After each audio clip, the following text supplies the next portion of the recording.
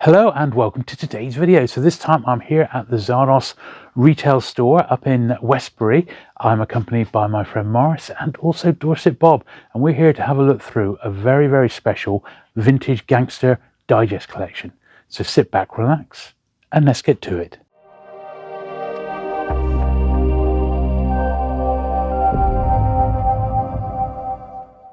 Okay then, so really looking forward to this, Morris. So you were saying that this was sort of the start of the gangster thing, really? Yeah, really. I mean, James Hadley Chase published the book No Orchids for Miss Blandish. Yeah. He published it under a pseudonym of Marshall. But anyway, it became very popular. Yeah. And sold in many thousands, as you can see, perhaps on the thing on there. But it led to a glut in the late 40s and early 50s of other British gangster paperbacks that cashed in on the good-looking lady, should we say, and some rough and tumble by gangsters.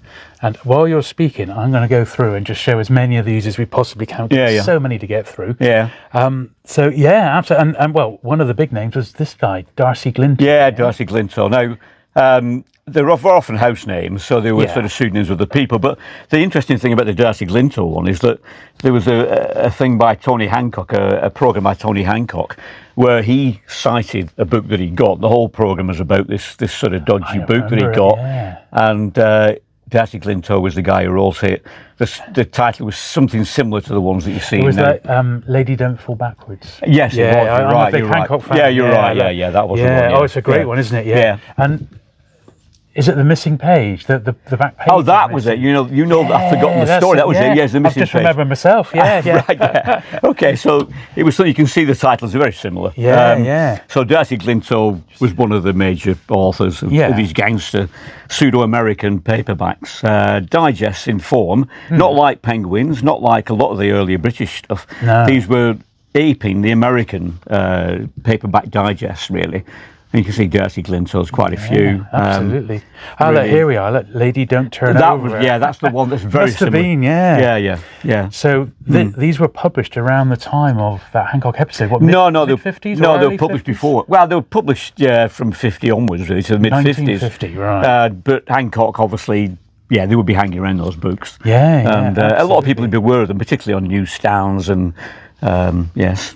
Oh, brilliant. Now, this is another one, Ben Sarto. So this author did quite a few, didn't they? Yeah, Ben Sarto again. I mean, there is a book out called The Mushroom Jungle, which Steve Holland wrote, and it goes through all the authors, pseudonyms, etc. So again, these were pseudonyms or house names for particular companies. This was modern fiction, isn't it? Yeah, by modern fiction. That's right.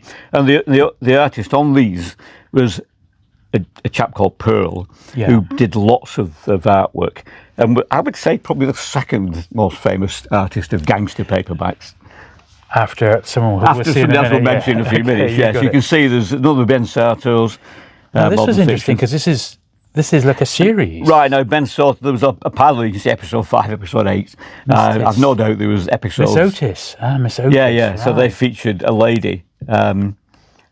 I've not read them, so I can't tell you. What they're about. But she makes A, and Miss Otis makes a D. Yeah. Hopefully, she wasn't beaten about like in the first James Hadley paperback. And look at this, City of Sin. Yeah. Now that's got a lot of key elements, I suppose. The lady with her hands tied up. Well, it was. There's a lot of implications, but the books were relatively harmless. In fact, the modern books are far more extreme than this. But it was just the fact that there wasn't a lot being allowed to be published in those days. This is before Lady Chatterley. Of course, so they had to tread carefully, but they pushed the boundaries. They did, that's right. Yeah, they did whatever they could. Just to make them a bit more glamorous. Oh, fantastic. Right, so you're saying Silken Divan. So this is the same artist again, H.W. Pearl. Yeah, these were kind of romances in many respects. I mean, presumably that would have been bought by a man or a woman. I mean, the picture would attract the men. But Pearl, again, was a very good artist and a prolific artist over a number of years. Now, that's again a Pearl, but obviously it's a different style. I mean, this one... Very noir. This would be a Phoenix Press, right? Okay, that'd be probably late 40s, that one. This one is a Mellifont. From about the same period, early 50s, late 40s. Chicago Dames. We've got another Ben Sarto on our way there, which Pearl, again, the cover for. Brilliant. Now, this one's a bit rough. In fact, it does turn up in really nice condition, this one, and it's a fantastic book. I recognise that cover. I used it. I did publish a book which is about prices and some information about gangster paperbacks, and that was the cover. Yeah, that was the first time I ever read anything really about this sort of style of book. Was in that, and that was on the front cover, wasn't it? Yeah. And but a better copy than that. I bet it was. I would say. Yeah. And then we've got more from Pearl, more Pearl covers. He was pretty adaptable. You can see, not only girls, you could do action photos, action pictures. Yeah, should we say? And there we go. Madness. Raymond Buxton for a number of authors who may or may not have existed. Ben Sarto again. And we've got a bunch of Ben Sartos here now. Yeah, these are all Ben Sarto jackets. Roland Vane, that one. Roland Vane. He was another popular or famous name that crops up time and time again. Yeah. Right, okay. Some modern fiction, some by a lot of these publishers popped up in the late 40s, early 50s, and this is the name, Mushroom Jungle, which or the Mushroom Publishers that Steve Holland coined. Yeah. But there is a relationship between the publishers, and you'll see that the authors and the artists switched publisher, and that's another one that's probably modern fiction, I would think. Yeah. And then beside that, what we got is you've very often got the same publishers produced pamphlets on films, and so I'm not sure what this one is, but we only have a look. Oh, this has got jokes in as well, but it's got film. Film stars of the time. Yeah, film stars of the time, Mason, the period. Yeah. But the difficulty, I guess, of producing a colour photograph on the front cover of a film star, I mean, there may have been other complications with copyright, etc. But so you can see again, it's a pearl cover that's used on the front of there. Yeah. Another sort of girly cover, very much in the same style as the gangsters we've been looking at. Beautiful. Yeah. Got a little pile of American ones here now. So this says it's a rainbow book. And you got a few of these, haven't you? Bedroom with a View, Free and Easy. Yeah. Some The Killer. That's actually an Australian book, believe it or not. Wade Miller, but it's an American author. 2 Shillings, Australia. Yeah. And Wade Miller's quite a good name. They claim very often Phoenix, the Phantoms, that they were the first printing. I'm never too sure about that. First printing in Australia, certainly, but there's a bunch of these. I mean, these are American digests from the same period as the British Digest, and they weren't allowed into Britain for no other reason than we were skint. We'd spent so much money with the Americans on Lend-Lease in the Second World War that there was an embargo on a lot of American goods, and so therefore it left the opportunity for the British publishers to jump into that market and do something similar. You'll see that the covers are not dissimilar to the British things. No. In fact, they actually sometimes just copied the American covers. Yeah, fantastic. Oh, they're really nice. I really like that one. Yeah, they're superb. So that's a few American ones there, and Australian, in fact. Yeah. Okay, Men Love Women. Now this has got a sense stamp on it, that one. There is a reason behind this. I mean, what we're showing now is covers by Reginald Heade. I mean, you'll see there's a number of so even authors. I've heard of him. Perhaps one of the most famous. Cover artists of as all, far as Steve Chibnall's concerned, he's the greatest British artist. Now, you might disagree with that, but he's certainly the best artist on paperback books of that period. And so you see, there's an American overprint. It's printed in England, this one, by Aaron L. Locker, but it's an American overprint. Now, the next one you'll see has got actually a US price, which is actually on the cover. It's printed on the cover.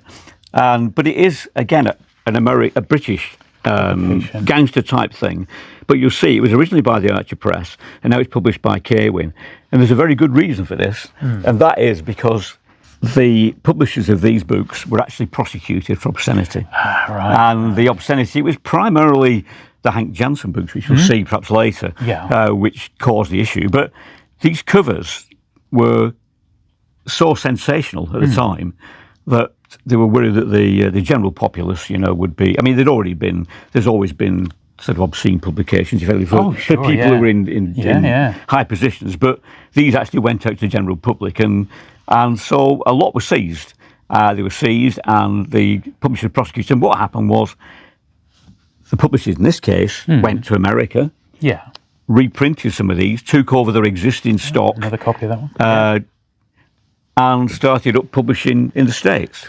Satan buys a wreath. Look at that. Yeah, no, that's the genuine British article. So that 1 and 6. Yeah. So that's again Reginald Heade, Archer Press. You'll see that that's the Archer Press. That one that we saw earlier on with the American overprint was the Archer Press, but is now printed in America. They are because beautiful. there was trouble in another Britain. Copy again. So again, I mean that's a British. that's British one I recognise. These are all British, but again, that one's got the American overprint.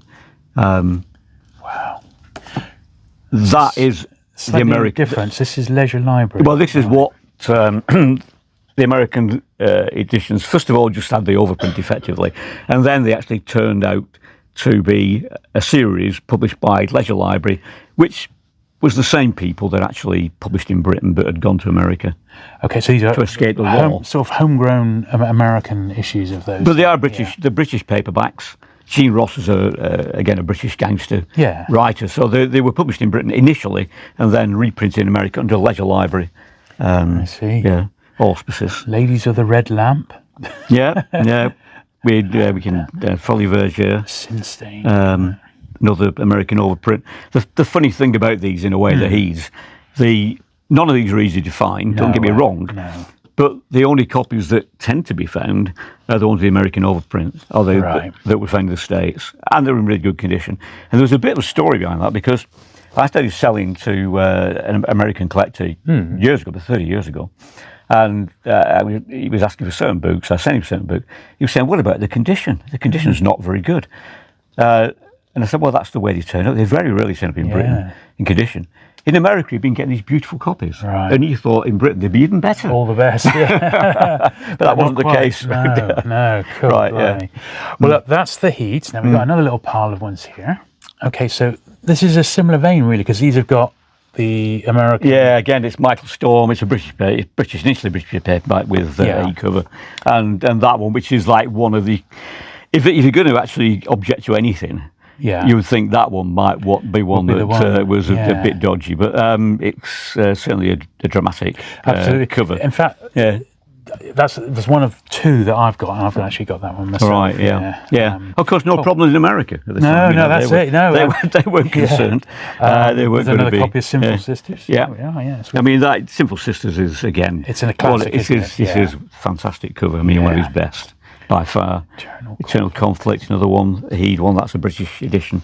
And then we go a bit further back. I mean, it's a Heade, but probably not quite as... not his usual. Not quite as dramatic or... Spoiled Lives. That's the other one I've got. Yeah, right, I've got, Yeah, there you go. Yeah, great covers. Fantastic, again, an American overprint, American edition of that. Yeah. If you find the British edition as well, that'd be something exceptional. Mine are American. Yeah, mine are American. Men, Women, Love. Well, there was a few at an early paperback show, probably one of yours. Silken Lure, another one that was an overprint. Plaything of Passion. I mean, incredible detail there. It was. I mean, he was prolific. I mean, there is a book out on Reginald, two books on Reginald Heade, Volume 1 and Volume 2, which may well be out of print. If you ever get a chance to get them, then I'd swoop them straight away. And they show all the covers, give you the background to the publishers and the artists. Fantastic books. There we are. Published by Telos. The Telos ones, yeah. Some fantastic books there, fantastic. Okay, so we're going to go through, because we've looked at a few of the sort of specialities within the collection. These are just going to be a bit of a variety now of just a taster of what you've got. Because, I mean, do you know how many books was in the collection in total, Morris? That's a good question. I think there's probably about 400. That was in the digest. And there are probably 80, 90 sci-fi ones, Virgo Star. Right. So good 500 books. Yeah. And just while we're here, you're going to start to list these. That's going to take a while, but on your eBay page. Yeah, they'll be on eBay in the... There's one or two on now. Just started. But just starting now. But it'll be a slow process. You need to sort them, and there'll be a regular. There'll be a regularly books going up. Okay, well, if anyone's interested in having any of these... if anybody's interested, they can always approach me directly. Approach direct. So what, give you a call or email you in. And also I'll put a link to your eBay page in the description down below. So anyone wants to see what's up right now, just follow the link, because you're going to be into next year to do these. What about this one? This is a little, almost like a pamphlet. So well, this, I mean, there's a lot of this type of thing produced now. I'm not even sure the author is or the artist, what they got. But they were romance, and again, it was the paper shortage and the fact that we couldn't get any American stuff. That very thin, June Bryony, I'm not sure who she is. And it's this is Hamilton and Co., who went on to produce Panther books and who exists today, this very day in Granada, etc. So an early. It's actually got an artist on there. Can you make it out? Well, it says it's very, very small. It says, looks like Bratter. Oh, it could be. It's not Brabbins, is it? Brab. Abbreviated. If it's Brab, it's Brabbins. And Brabbins, and he went on to do a lot of paperback covers in the 50s. And there's another very thin one there. Yeah. Dangerous Bachelor. So I'll put these to the front because we've got loads to have a look at here. Society Sinners. Yeah, Paul Rennie. Somebody may be able to spot the artist, but by no knowledge at this point. Again, that was actually got an American overprint. I'd never noticed before. That's another one, which Thorpe, was a Michael Storm, an Archer book that wasn't a Heade cover, or is it a Heade cover? Beautiful condition. Very, very nice. I don't think it is. It's signed by. Is that Thorpe, or does it say Thorpe? Oh, I don't know. I don't think it's Heade. No, we haven't got. There's another copy of Enchanted. All right, okay.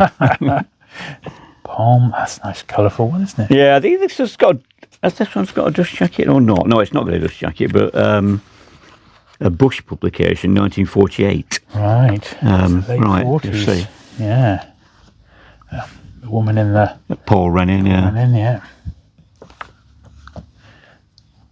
I'll just plonk a few down while we go through to talk about. Yeah.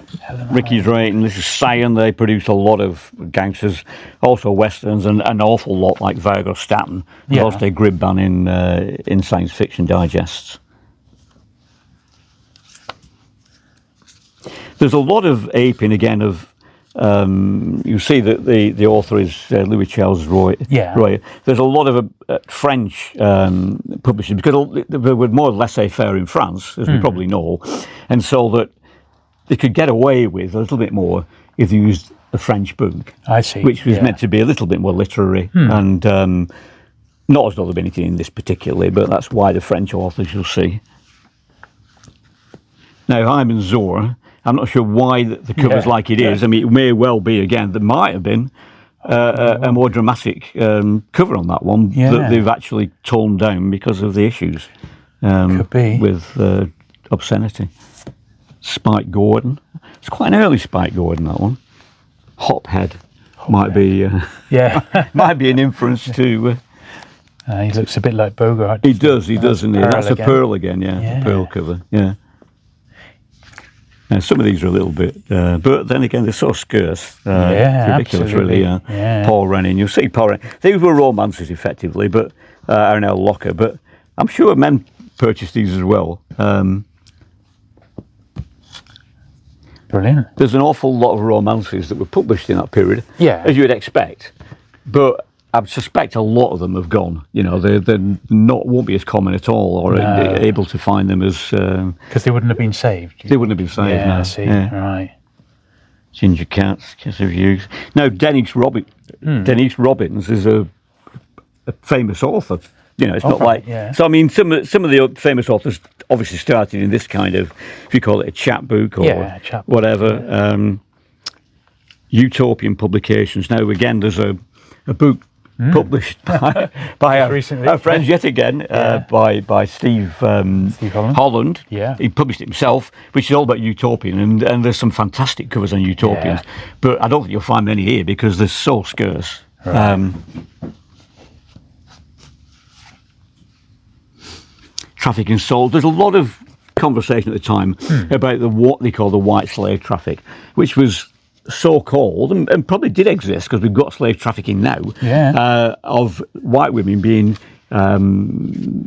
taken to slavery in Turkey and the Middle East, Near East, whatever. Yeah. And so there's a lot of people that were scared of that issue, and it surfaces quite a lot in paperback. These sorts of books, yeah. And the last few from this little batch. Roland Vane. This is an earlier one. Yeah. I mean, we didn't just start in the 40s and 50s. In the 30s, they produced some really good cover art books, but these were even scarcer. I mean, to find things pre-war is very difficult because a lot of these were pulp during the Second World War, and they were never really, it was never kept. No. It was again a romance, Not like really. nowadays, So no. they weren't saved by. There were no collectors at that period.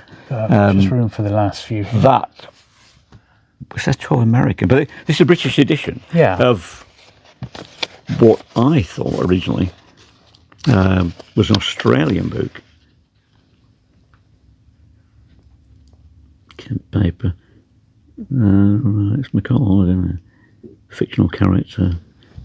It doesn't actually state where it came from originally. It's published in Britain. This is a smaller format. It is, yeah. Now, maybe again because of paper shortages, they just got to grab whatever paper they could do and print. They could sell them. That wasn't a problem. Selling them, just getting the paper and the artists and authors to knock them out. Really, I guess. That's pretty much just a standard romance. Yeah.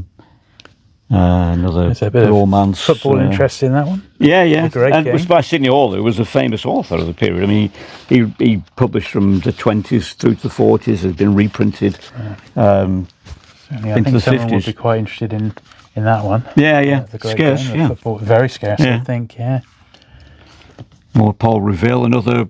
Is it a gangster? Is it a romance? Paul Reville, the author, really wrote all those, as Paul Rennie, but they were just pseudonyms, house names that they used. And there we are. Of Temptation. A wild weekend. And then the little thin things, which are very scarce. Very scarce, which was just a pamphlet, effectively. And is what? 32 pages. 32 Yeah, pages. next to nothing, But people would pay money for these things. Yeah. And Curzon Publishing, this one is. Wow. Advertising Murray & Nichols on the rear. But so there's some obscure, very small paperback publishers in that period. Right. A River's Romance. Yeah, I'm not sure this is really a real life story. It claims it is, but it was published by Popular Fiction, again, probably in the late 40s, I would think. And it's a romance, There's probably thousands of those things produced. Probably, just small pamphlets. Another one. Similar thing, And sixpence, for instance, the Two Men and Trisha. It was a lot of money in those days. Yeah, I suppose. Yeah. Even when I started, the first wage I got in about 1969 was £5. So it's a pretty old for old Two Men and Trisha. I mean, the implications of Paget publications, right? Mind-boggling. Night Haunts of Paris. Roland Vane. I mean, it's in the same vein, should we say, as the Heade ones we saw earlier. Yeah. Now this is a lot earlier. This is Alex. As I mentioned, translated events by Alexander Dumas. Because there's this credibility of maybe it's a little bit sexy about French authors. Yeah. Dumas, obviously, we know well from the Three Musketeers, but published by Camden. Now, they published a lot of this kind of material pre-war in the 30s, 20s, 30s. Very, very no illustrations. No. quite a pulpy not many feel to illustrations, that one. Now, Griff, this is another house name that was used. Pollock cover. Now, Pollock was probably the third maybe the third most popular author or artist, should we say, of the gangsters. These things. Here we go. I'm trying to find out who the Rub-Out Speciality. It's a strange title. Boy Meets Blonde.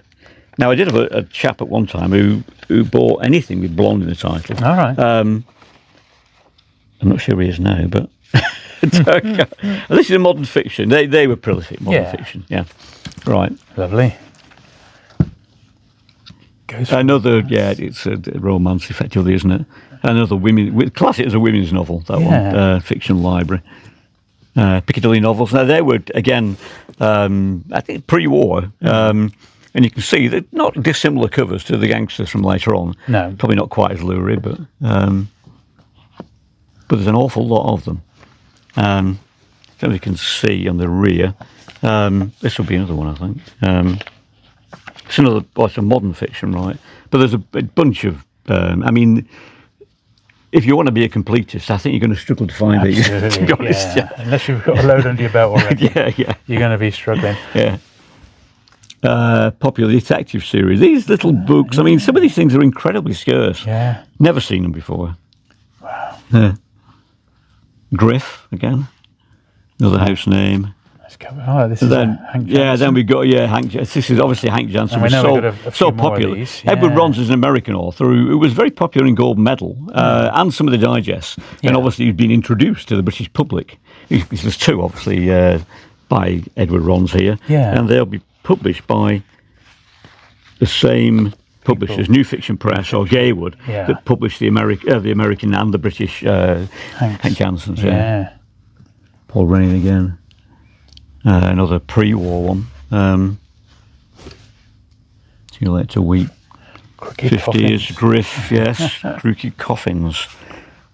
The New York Horror Racket. You see, it's all, a lot of it was relating to the States. It was such an exotic place for British people. They'd not been. Nobody had been to America in those days. They saw plenty of films. They saw it on the That's pictures, right, yeah. So it was exotic. Paul Lestrange. We've seen it before, actually. He was one of the early ones. Another house name. Yeah. Another one that was, again, you'll see that this is a French type name, who maybe did exist. A few people that existed. Ace Capelli, obviously the name you'll see with the Ace Capelli. Yeah. It's an Americanized name, isn't it? Just to pretend that it was written by an American about the situation over there. Daphne's Double.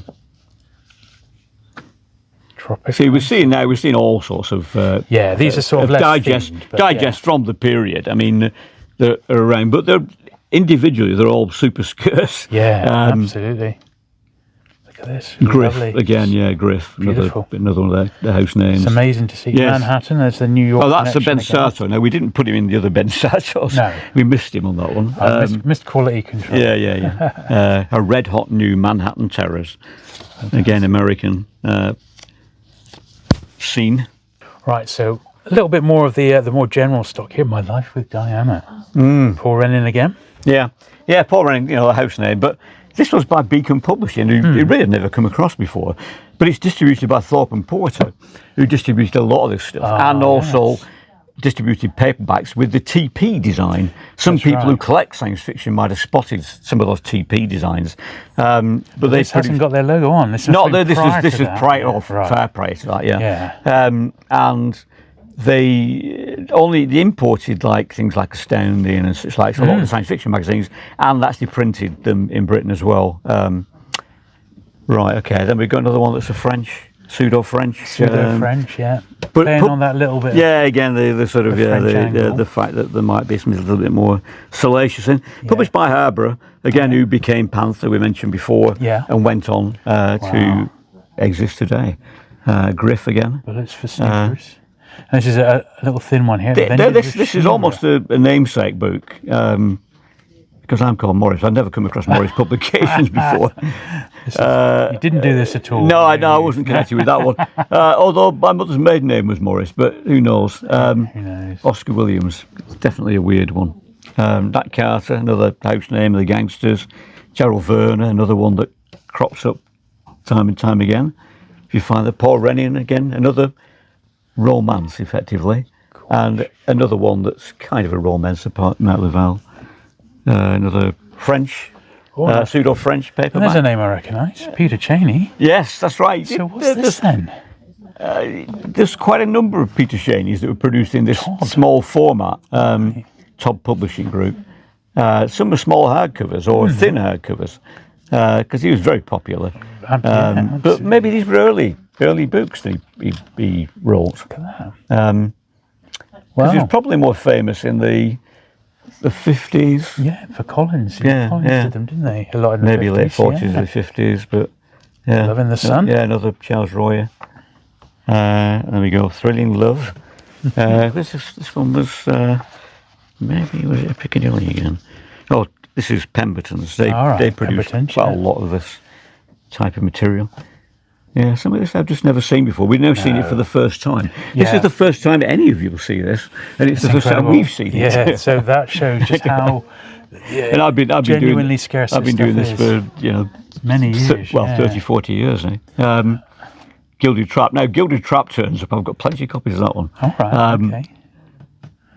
Flesh and Folly by Flanaers. Go Without a Soul. No, Paul Rainin. Go Without a Soul. The Cossack. The Cossack Mystery, which might be pertinent at the moment. When we could lose a few Cossacks. And this one is also unusual. So April/May. It's more like a magazine. It is, isn't it? Yeah. Revenge or Romance. Yeah, number 16. So there's obviously quite a number. I have had over the years a few of those, but never 16. So I mean, no. Again, it's good, and it's a weird shape as well, so it'll easily be damaged. Absolutely. The Girl Who Was Brave. Who knows? That's nice. The Corpse in the Church. Right, plenty of blood there. I like that with the blood coming down. Yeah. The Man Who Came Back. Thrilling love novel. Wow. A Sacrifice. Now, that's let me require. I mean, that's going to be really tough to find that one. Yeah. Condition's not there, but that's perhaps the only copy in the world. That one. Really, yeah. And it may well be the case with A Stolen Weekend. So rare. I do know one or two collectors who've got many of these, but really? I suspect some of these they've not got. Wings of Fortune. I can't resist looking at these because I've just never seen these before, and intrigued as to who's published these. Mowell, F.M. Mowell. Right. So, look at this. What's this? Say it with violence. Number 516. Number 5. No, yeah. The 507 times before. Yeah. Yeah.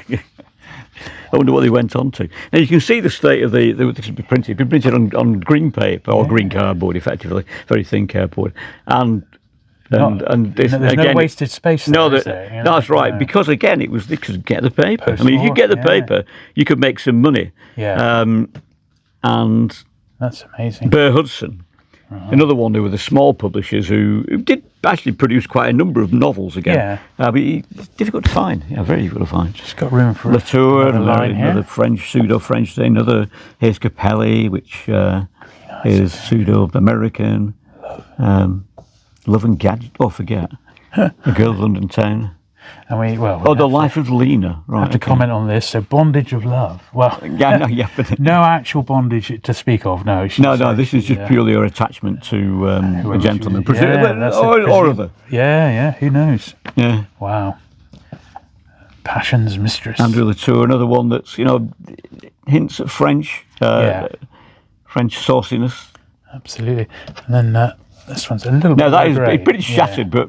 Again, maybe the only copy that exists of that book. This is it, yeah. And that's the thing to remember with quite a lot of this, isn't it? It's like, how many of these are actually out there now? Yeah. Can't Cupid on the Trapeze. I mean, that's a great concept. Would appeal to, circus lovers. Now, I'm going to just slide those back because we've got a little pile and then we're going to start on your Hank Jansons. Now, boxing again was the theme, but you don't get many. I mean, this is in beautiful condition. Absolutely. And you'll see, again, they're very thin.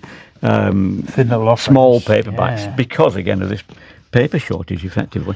Now on the other hand we've got this one which actually is a very luxurious production but is pre-war I suspect, and it's even got what they call a dust wrapper or wraps. You can see it's got that and high quality paper. It's good quality slick paper. So to find this actually with a dust jacket like that, most people will throw the dust jackets away straight away. And then nobody would think anything of the paper. Yeah, absolutely. I mean, you look at the paper quality. Look how white it is. That's a beautiful one. But then, these little ones, and lots of people like their boxing books, don't they? Right, there's a Kiss of Death. That looks a bit like it reminded me of Avon there. You can see they couldn't run to the full colour cover on that one, but get it out and get it sold. These are all pretty interesting, aren't they? Pierre Audemars, Now that's again a genuine author. Audemars. He's actually, well, they're all genuine All right, authors, but I mean, yeah, actually yeah. exists. And Michael Hervey is again another author that turns up. I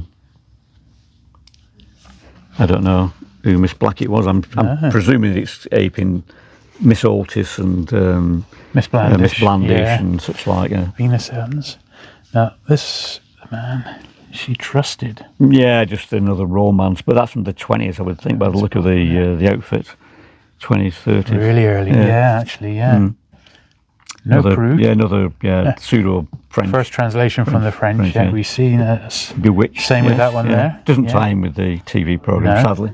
The Night Boat. Paul Rennie, yet again. Another one Royer. Translated from the French. The Woman in the Case. Very nice. Rebel Skies. Yeah, if you're into aeroplanes. There's another one here. The Devil Has Wings. Oh, right, yes. And the last couple of these, Kidnapped for $1 Million and She Who Hesitates. Ending on a Paul Rennie there. Oh, amazing. Right, let's get out the Hank Jansons. Right then, Morris. So on to perhaps the most famous from this era, Hank Janson. And you've got quite the pile of them here. And is he the most collectible of authors? Effectively, yeah. I mean, I'm not sure how many there are in their end. I mean, there's certainly 50 plus of the ones with the Heade covers. Yeah. So again, Reginald Heade was the main man when it came to the covers of Hank Janson. It's not exclusively, there were one or two that were done by other artists as well. But you can see they're claiming 1 million sales on this one. Yeah. Latest best of the tough gangster authors. They knew what they were doing. Yeah. There's a chap called Stephen Francis, who originally wrote the Hank Jansons. And most of these are by him. And we'll talk about getting into trouble in a few minutes. But this is 3 million sale. Yeah. So you can see that, in fact, this must be later than the other one because they sold a lot more. This is a cumulative sale, of course. This is not per they always try to put the biggest number they could. So this is just by the author, as opposed to No, it's just by the Hank Janson pen name. I see. So 5 million sales. So up to 5 million now. It's back to 3. But the fantastic Heade covers. I mean, this is where Heade kind of made his name, I suppose, in the 50s, really. Yeah. And he went on to do illustrations on Pan Books, the Cy Webb, and on other books, paperbacks, hardcovers. And he already done one heck of a lot of hardcover. El Sanigar, another one's Collins hardcovers before this. But this is where, should we say, we remember him anyway. Certainly paperback collectors do. How quickly do you think he could have knocked a cover out? In a day? We're doing a few more. I've got 2 Desert Furies, right? We'll take one of the Desert Fury, interestingly, was one of the books that was they got in trouble with. I mean, again, there was nothing salacious per se. But the cover art was, for some reason. So what happened with this one then? Well, they were seized by the police and destroyed or otherwise. Just removed from sale. But they did get a lot out. So I mean, it was. It's not like there's only one copy around. Really. It's not impossible to find. It's not easy to find. But there's another one. right. Yeah. Well, this collector knew what he was. Well, he picked everything up really that he could do. Absolutely. So we got. But they do make a great. You can see why people collect them. Yeah, it's simple as that. They're just very, very attractive books for their time. Silk and Menace. I mean, that's one of the better ones. I mean, that's really good, isn't it? And then we've produced another one of the ones with the plain covers. Okay. Well, put it back to second. We'll do the rest. And then, Okay. Yeah. We'll. I'll pop that to one side, and we'll carry on with a bit more corruption there. Lady Mind That Corpse. That's very similar again to some of the titles we saw earlier. It's always here that weeps. The Philly wore a rod, which in those days a rod was a gun. If anybody is in any doubts. Yeah. And so you see there's some fantastic covers there, and then we'll see what happened. So they ran into trouble. I mean, they produced them for a number of years. I mean, they sold, obviously you see, 350,000 sale. Yeah. That one was. I mean, they went up tremendously. We're talking 5 million sales. There we are, 5 million. Yeah, and so they sold a lot of them, and then at some time they touched a nerve with British authority, and they decided that the common populace wasn't entitled to see these covers. And they had to be thinned or sort of toned down a little bit. Yeah, and then obviously we eventually got Lady Chatterley's Lover trial with Penguin, who were a more acceptable publisher, should we say? Yeah. And the whole thing turned on its head at that point. And then you could it sort of opened the floodgates a bit more. Yeah. Absolutely. Yeah. So, but these were like the more toned down ones, just to keep the business. Yeah. Well, you might think again, these are probably scarcer. Yeah. Believe it or not, obviously nowhere near as attractive. But this is what happened when the cover art was deemed to be a little bit too risque. And in fact, I've never seen this one. This Woman's Death, which was the first.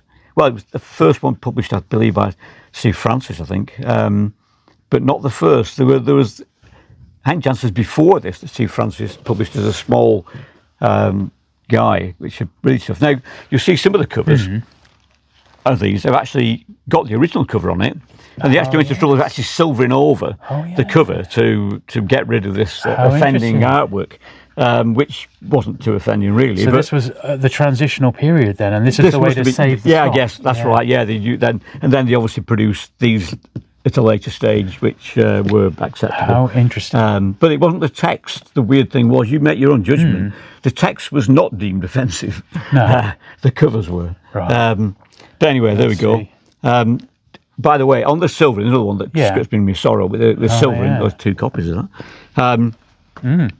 People have attempted to get this silvering off to reveal the original cover, picture, but I wouldn't advise it now because people have done it and ruined the book. It's basically a bit like the Beatles butcher cover, isn't it? You know, where they put a sticker over the Beatles. Oh right, covered in meat. But you'll probably get that one off, can you? Well, no, it's really hard. Is it? It's agony. Similar sort of situation. I guess there's got to be a way of doing it because people, archivists and people who renovate paintings and things, but for the common person, then don't try. I've had to go, I think, and a lot of people had to go without any success. Now, eventually, then after Lady Chatterley, they could sort of start to publish. Some of the original ones were reprinted in this new format, which was by Alexander Mooring. This was George Turton, first of all. Right. They were all connected. I mean, this is a Mooring one here. Is that a Mooring? Yeah, it's a Mooring one as well. So you can't, Turton, Mooring, I mean, you can't tell the difference really. But so they went on for a while. And then, but they've got, the thing about these is you've got this matte cover. Yeah. So they're easily damaged. The sticker damage here because unless somebody does some serious attempt to get it off, you just try and take it off, it's going to rip the cover. But that one there is about as perfect as you're going to get. Fantastic cover, yeah. Yeah, lovely. So there are some of these which do reprint, Hell's Angel, do reprint some of the early titles with new artwork. Now, who did the artwork? I'm not sure. Some people put it down as he did some of the artwork. Who knows? It's obviously a cruder, should we say, than the Heades that we saw earlier on. Yeah. And this is the next series that came along. They started doing an E-series. Yeah. And they were really quite nice books, slick cover, produced by Robertson Vintner, who were a follow-on from Mooring, effectively. Yeah. So there's a whole pile of these. This was 1960. So we're coming out of the 50s now. These are the 50s, and we're into the 60s. And there are hundreds more of these. Absolutely. I remember seeing loads of them. And there's quite a few of these, actually, really nice covers. And then it went to the later series by Compact, Vintner, and there's hundreds of those, which again are tough to find in condition. I mean, you find them, but usually battered. They've been read many times. Yeah. Well, that's a fantastic collection. Thanks very much for allowing us to come and film it, Morris. And this is all going up for sale, so it's all going to be eventually. It's my pleasure. In the fullness of time. So if you are at all interested in any of this, just hit the eBay link in the description down below, or head on over to Zardoz's page, or even contact you directly if you've seen something you absolutely must have for your collection. Too good to miss. Yeah, I've been dealing in vintage paperbacks for say 30-something years, and never have I come across a collection like this. So it is absolutely superb. So well, thanks very much. And I hope you've enjoyed that at home, guys. If you have, don't forget to leave the video a thumbs up. Do please hit the subscribe button for regular vintage paperback content, and I'll see you again very soon. Bye.